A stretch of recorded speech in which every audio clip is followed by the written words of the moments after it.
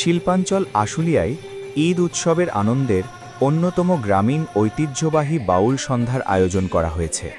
সোমবার রাতে ইয়ারপুর ইউনিয়নের জিরাবো ঢাকা জেলা যুবদলের সাবেক সহসভাপতি যুবনেতা জাহিদ হাসান বিকাশের নিজস্ব কার্যালয়ের সামনে ঈদ পরবর্তী উৎসবের আমেজ বাড়াতে এ বাউল রাতে আয়োজন করা হয়। এ সময় বাউল শিল্পীরা গানের মাধ্যমে গ্রামবাংলার ঐতিহ্য তুলে ধরেন। যুবদল নেতা জাহিদ হাসান বিকাশের নিজস্ব উদ্যোগে এ বাউল সন্ধ্যার আয়োজন করা হয়। বিএনপি ও সহযোগী নেতাকর্মী সহ আরও অনেকে এ সময়ে উপস্থিত ছিলেন।